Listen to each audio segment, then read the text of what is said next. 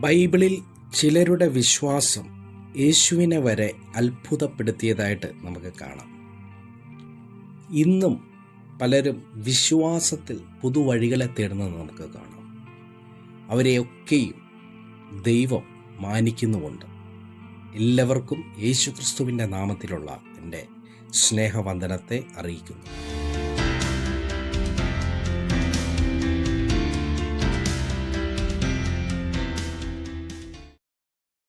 ഇന്നത്തെ വചനധ്യാനത്തിനായി മർക്കോസിൻ്റെ സുവിശേഷം 5-ാം അധ്യായം അതിൻ്റെ 28-ാം വാക്യം. അവൻ്റെ വസ്ത്രമെങ്കിലും തൊട്ടാൽ ഞാൻ രക്ഷപ്പെടും എന്ന് പറഞ്ഞ് പുരുഷാരത്തിൽ കൂടി പുറകിൽ വന്ന് അവൻ്റെ വസ്ത്രം തൊട്ടു.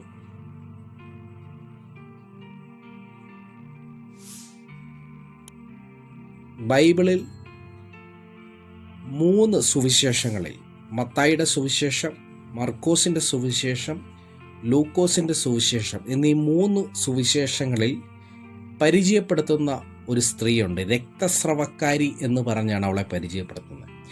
മത്തായിയുടെ സുവിശേഷം 9-ാം അധ്യായം അതിൻ്റെ 20 മുതൽ 22 വാക്യങ്ങൾ, മർക്കോസിൻ്റെ സുവിശേഷം 5-ാം അധ്യായം 25 മുതൽ 34 വരെയുള്ള വാക്യങ്ങൾ, ലൂക്കോസിൻ്റെ സുവിശേഷം 8-ാം അധ്യായം അതിൻ്റെ 43 മുതൽ 48 വരെയുള്ള വാക്യങ്ങൾ. ഈ വേദഭാഗങ്ങളൊക്കെ ഈ സ്ത്രീയെക്കുറിച്ച് പറയുന്ന ഭാഗങ്ങളാണ്. ഇവൾ ഒരു വിശ്വാസത്തിൻ്റെ പുതുവഴിയെ തുറന്നു വെക്കുന്നുണ്ട്.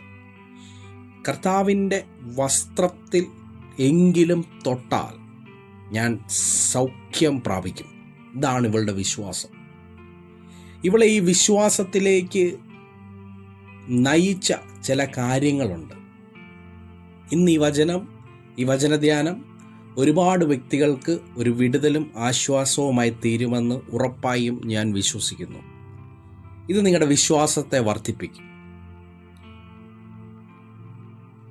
മർക്കോസ് 5-ന്റെ 25-ാം വാക്യം പറയുന്ന ആ സ്ത്രീയെക്കുറിച്ചൊരു ഔട്ട്ലൈൻ, ഒരു ധാരണ നൽകുന്നത്, 12 സംവത്സരമായിട്ട് രക്തസ്രാവമുള്ളവളായി പല വൈദ്യന്മാരാലും ഏറിയൊന്ന് സഹിച്ച് തനിക്കുള്ളതൊക്കെയും ചെലവഴിച്ചിട്ടും ഒട്ടും ഭേദം വരാതെ ഏറ്റവും പരവശയായി തീർന്നിരുന്ന ഒരു സ്ത്രീ എന്നാണ് അവളെ പരിചയപ്പെടുന്നത്.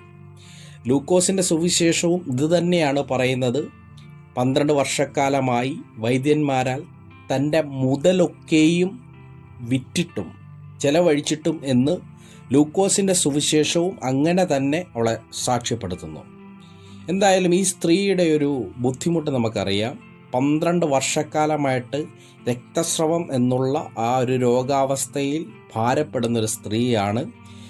പല വൈദ്യന്മാരെ കാണിച്ചു, ഒരുപാട് ചെലവഴിച്ചിട്ടും തൻ്റെ രോഗത്തിന് ഒരു ഭേദവും വരാതെ ഏറ്റവും പരവശയായി ഏറ്റവും അധികം ബുദ്ധിമുട്ടുന്നൊരു സ്ത്രീ. അവളുടെ ബുദ്ധിമുട്ട് രോഗം കൊണ്ട് മാത്രമല്ല. ഇപ്പോൾ വചനം എഴുതിയിരിക്കുന്നു, തൻ്റെ മുതലൊക്കെയും തനിക്കുള്ളതൊക്കെയും അവൾ ചെലവഴിച്ചു അവളുടെ രോഗസൗഖ്യത്തിനു വേണ്ടി. അങ്ങനെയുള്ളൊരു സ്ത്രീ യേശുവിൻ്റെ വർത്തമാനം കേൾക്കുകയാണ്. ഇവക്ക് യേശുവിനെക്കുറിച്ച് ഉള്ള അറിവ് കിട്ടി. കർത്താവ് അനേകയിടങ്ങളിൽ അനേകരെ സൗഖ്യമാക്കുന്ന കഥകൾ, കാര്യങ്ങൾ, വാർത്തകൾ ഒക്കെ ഇവൾ കേട്ടു. ഇവൾ അന്നൊരു തീരുമാനമെടുത്തു, അവൻ്റെ വസ്ത്രമെങ്കിലും തൊട്ടാൽ ഞാൻ രക്ഷപ്പെടും എന്ന് പറഞ്ഞു പുരുഷാരത്തിൽ കൂടി പുറകിൽ വന്ന് അവൻ്റെ വസ്ത്രം തൊട്ടു. ഇതൊരു നിസ്സാര കാര്യമല്ല. ഇവൾ ബ്രേക്ക് ചെയ്യുന്ന ചില റൂളുകളെയാണ്. ന്യായപ്രമാണപ്രകാരം ഒരു സ്ത്രീക്ക് രക്തസ്രവം പോലെയുള്ള ഒരു അസുഖമുണ്ടെങ്കിൽ അവൾ അശുദ്ധയാണ്. അവൾക്ക് ആൾക്കൂട്ടത്തിനിടയിലേക്ക് വരുവാനോ ഒരു നഗരത്തിലേക്ക് കടക്കുവാനോ അവൾക്ക് അനുവാദമില്ല. ഇങ്ങനെയുള്ളൊരു അശുദ്ധ നമ്മുടെ ഇടയിൽ വന്നുവെന്ന് അന്ന് ന്യായപ്രമാണത്തെ പിടിച്ചു നിൽക്കുന്ന പരീശന്മാരോ ശാസ്ത്രിമാരോ പുരോഹിതന്മാരോ അറിഞ്ഞാൽ അവളെ കല്ലെറിഞ്ഞ് കൊല്ലാൻ തക്കവണ്ണം ഉള്ള ഒരു ന്യായപ്രമാണ ലംഘനമാണ് ഇവൾ നടത്തിയത്. ശരിക്കും എന്ന് തന്നെയാണെങ്കിലും ഇവളുടെ ഒരു ധൈര്യം, ഞാൻ ഇന്ന് ആ പുരുഷാരത്തിൻ്റെ ഉള്ളിൽ കടക്കുമെന്ന് വിശ്വസിച്ച് കരുതിക്കൊണ്ട് അവൾ ആ പുരുഷാരത്തിലേക്ക് കയറുക. നിങ്ങൾ ശ്രദ്ധിച്ചോണം, ഇവളുടെ രോഗം ഇവക്ക് പുറത്ത് പറയാൻ കഴിയില്ല. ഇവക്ക് ഫേസ് ചെയ്യാനുള്ളത്, ഇവളുടെ രോഗസൗഖ്യത്തിന് വേണ്ടി ഇവൾക്ക് അഭിമുഖീകരിക്കാനുള്ളത് ഒരു വലിയ പ്രശ്നത്തെ, ഒരു വലിയ പുരുഷാരത്തെയാണ്.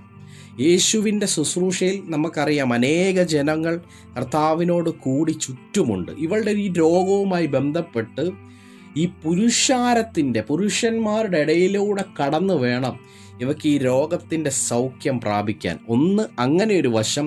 രണ്ടാമത് ന്യായപ്രമാണം, അവിടുത്തെ പ്രമാണം ഇവക്ക് എതിരാ സൗഖ്യം പ്രാപിക്കേണ്ടതിന്. ഇങ്ങനെയുള്ള, അതായത് അവളുടെ ജീവന് വരെ വിഷയമായി ഈ ഇവളുടെ പ്രവൃത്തി നിൽക്കുക.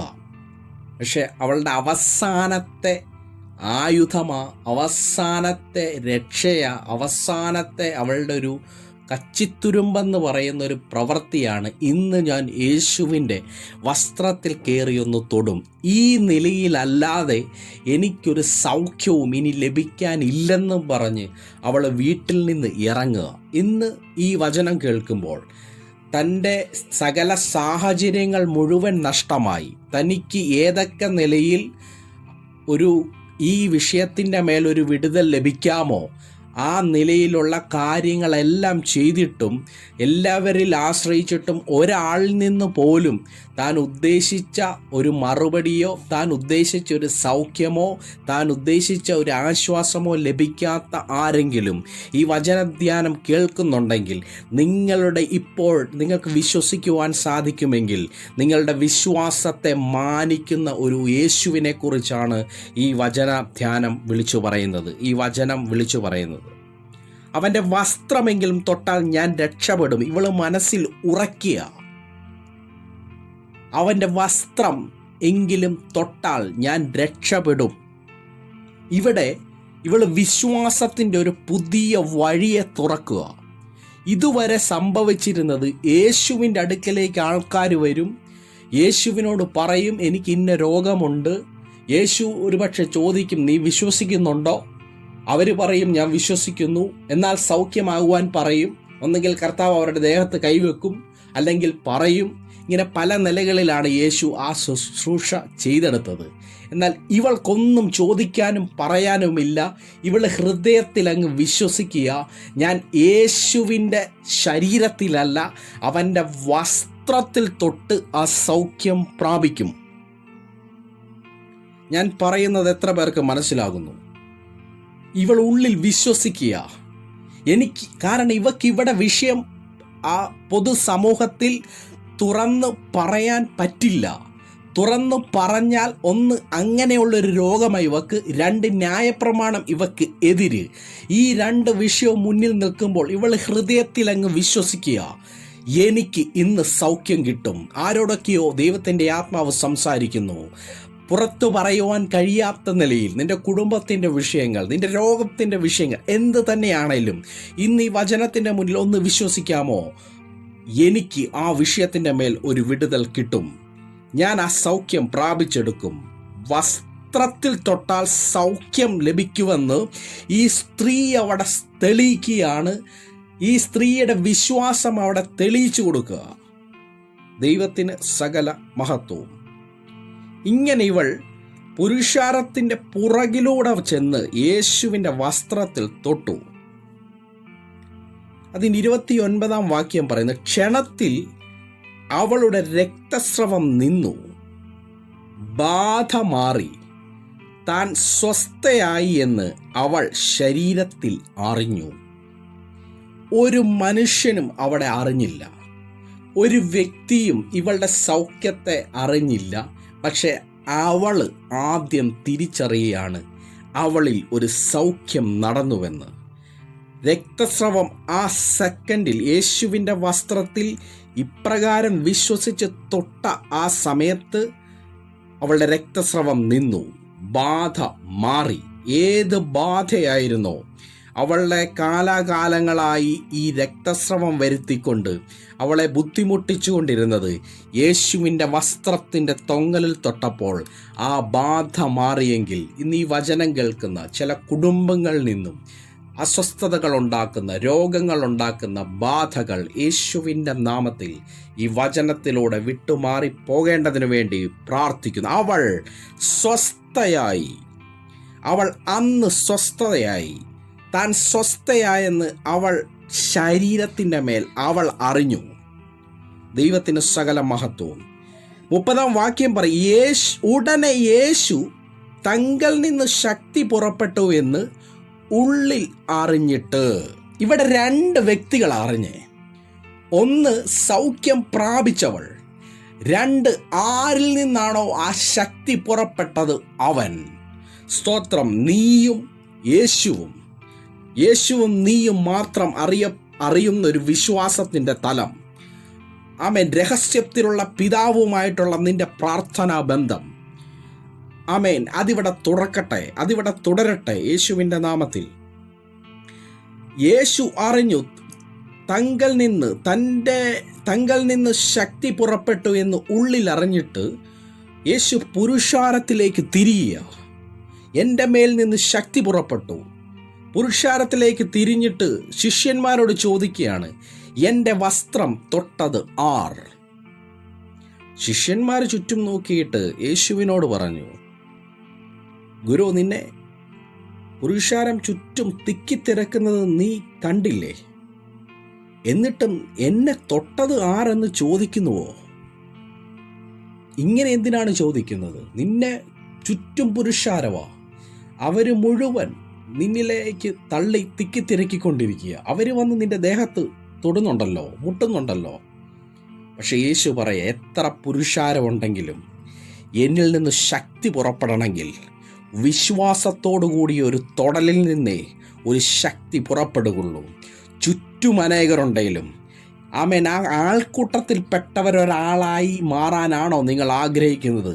അതോ വിശ്വാസത്തോടു കൂടിയുള്ളൊരു തൊടിയിലാണോ ഇന്ന് പകൽക്കാലം നിങ്ങൾ ആഗ്രഹിക്കുന്നത്? യേശു ചോദിക്കുക, എന്നെ തൊട്ടത് ആർ? 32-ാം വാക്യം, അവനോ അത് ചെയ്തവളെ കാണുവാൻ ചുറ്റും നോക്കി. യേശുവിന് മനസ്സിലായി, ഒരുവളുടെ മേലേക്ക് സൗഖ്യം വ്യാപരിച്ചു, ഒരുവളിലേക്ക് ദൈവശക്തി വ്യാപരിച്ചു. അത് ചെയ്തവളെ, തൊട്ടവളെ കാണുവാൻ ചുറ്റും നോക്കി. 33-ാം വാക്യം, സ്ത്രീ തനിക്ക് സംഭവിച്ചത് അറിഞ്ഞിട്ട് ഭയപ്പെട്ടും വിറച്ചും കൊണ്ട് വന്ന് അവൻ്റെ മുമ്പിൽ വീണു വസ്തുതയൊക്കെയും അവനോട് പറഞ്ഞു. എന്തിനാ അവൾ വിറച്ചേ?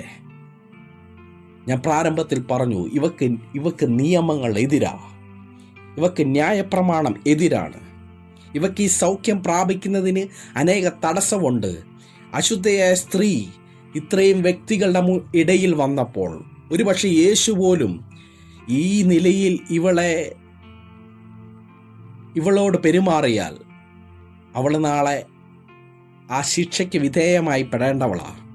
എന്നാൽ യേശു അവളുടെ വിശ്വാസത്തെ മാനിച്ചവനാ. സ്ത്രീ തനിക്ക് സംഭവിച്ചതറിഞ്ഞിട്ട് ഭയപ്പെട്ടും വിറച്ചും കൊണ്ട് അവൻ്റെ മുമ്പിൽ വീണു വസ്തുതയൊക്കെയും അവനോട് പറഞ്ഞു. യേശു അവളോട് പറഞ്ഞത്, അവൻ അവളോട്, മകളെ, നിന്റെ വിശ്വാസം നിന്നെ രക്ഷിച്ചിരിക്കുന്നു. സമാധാനത്തോടെ പോയി ബാധയൊഴിഞ്ഞ് സ്വസ്ഥയായിരിക്കുക. ഇന്ന് ഈ വചനം കേൾക്കുന്ന നിങ്ങളോട് എനിക്ക് കൈമാറുവാനുള്ളത്, നിങ്ങൾ മറ്റാരെയും നോക്കേണ്ട കാര്യമില്ല. നിങ്ങളുടെ വിഷയത്തിൻ്റെ വിടുതലിന് വേണ്ടി നിങ്ങളൊരു വ്യക്തിയെയും പ്രീതിപ്പെടുത്തേണ്ട കാര്യമില്ല. നിങ്ങളെ രക്ഷിക്കാൻ പോകുന്നത് യേശുവിലുള്ള നിങ്ങളുടെ വിശ്വാസമായിരിക്കും. യേശു ക്രിസ്തുവിൻ്റെ മേലുള്ള നിങ്ങളുടെ ആശ്രയമായിരിക്കും നിങ്ങളുടെ രക്ഷയായി നിങ്ങളുടെ മേൽ ഭവിക്കുന്നത്. കണ്ണുകളെ അടയ്ക്കാം, നമുക്ക് ഒരുമിച്ച് പ്രാർത്ഥിക്കാം.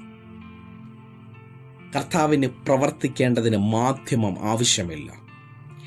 വിശ്വസിക്കുന്നവരുടെ മേൽ പൗലോസിൻ്റെ പ്രാർത്ഥന പോലെ വിശ്വസിക്കുന്നവരുടെ മേൽ വ്യാപരിക്കുന്ന അവൻ്റെ ശക്തിയുടെ അളവറ്റ വലിപ്പം ഇന്നതെന്നറിയേണ്ടതിന് വേണ്ടി ഞാൻ പ്രാർത്ഥിക്കുന്നു എന്നാണ് പൗലോസ് പ്രാർത്ഥിച്ചു പറഞ്ഞത്. നമുക്കും ആ ശക്തിയുടെ അളവറ്റ വലിപ്പമെന്നറിയണം. ഇന്ന് ഭാരത്തോടെ ഇരിക്കുന്ന നിങ്ങളെ നോക്കിക്കൊണ്ട് ഈ വചനം സംസാരിച്ചത് ഇതാ, നിങ്ങളായിരിക്കുന്നിടത്ത് നിങ്ങൾ വിശ്വസിച്ചാട്ടെ. എൻ്റെ ദൈവം ഞാൻ ഇപ്പോൾ അനുഭവിക്കുന്ന ആ വിഷയത്തിൻ്റെ മേൽ ഒരു പരിഹാരം വരുത്തുവാൻ സർവശക്തനാണ്.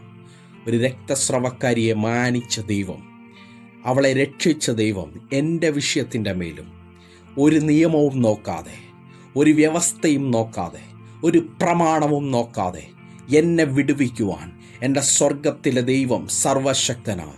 പരിശുദ്ധനായ കർത്താവേ, ഈ ജനത്തെ ഞാൻ അനുഗ്രഹിച്ച് പ്രാർത്ഥിക്കുന്നു. ഇന്നത്തെ ദിവസം എന്തൊക്കെ വിഷയങ്ങളാൽ ഭാരപ്പെട്ട് നിൽക്കുന്നോ, വിശ്വാസത്തെ മാനിക്കുന്ന ഞങ്ങളുടെ ദൈവം, വിശ്വാസത്തായ മാനിക്കുന്ന ഞങ്ങളുടെ കർത്താവ് ഞങ്ങളെ അറിഞ്ഞിരിക്കയാൽ നന്ദിയപ്പ. കർത്താവെ, രോഗസൗഖ്യം വേണ്ടവർക്ക് വേണ്ടി പ്രാർത്ഥിക്കുന്നു. ഇപ്പോൾ തന്നെ അങ്ങയുടെ ആണിപ്പഴുതേറ്റ ആ കരങ്ങൾ, ആണിപ്പാടേറ്റ കരങ്ങൾ അവരുടെ മേൽ വെക്കണമെന്ന് പ്രാർത്ഥിക്കുന്നു. അങ്ങയുടെ പരിശുദ്ധാത്മാവിൻ്റെ ശക്തി വ്യാപരിക്കണം. കടബാധ്യതകളാൽ ഭാരപ്പെടുന്നവർ, കുടുംബ വിഷയങ്ങളാൽ ഭാരപ്പെടുന്നവർ, കർത്താവെ, തലമുറകളുടെ പഠനവുമായി ബന്ധപ്പെട്ട്, തലമുറകളുടെ രോഗവുമായി ബന്ധപ്പെട്ട്, കർത്താവെ, കൂട്ടുദാസിയുടെ കർത്താവെ ഒക്കെ രോഗത്താൽ പലവിധമായ വിഷയങ്ങളാൽ ഭാരപ്പെടുന്ന എല്ലാവരെയും ഏൽപ്പിച്ച് പ്രാർത്ഥിക്കുന്നു. വിശ്വാസത്തോടെ ഈ പ്രാർത്ഥനയിൽ പങ്കുചേരുന്ന എല്ലാവരുടെ മേലും ആ ദൈവശക്തി വ്യാപരിക്കേണ്ടതിന് വേണ്ടി പ്രാർത്ഥിക്കുന്നു. അങ്ങ് ഞങ്ങളുടെ പ്രാർത്ഥന കേട്ടതിന് നന്ദിയപ്പ. യേശു ക്രിസ്തുവിൻ്റെ അധികാരമുള്ള നാമത്തിൽ തന്നെ. ആമേൻ.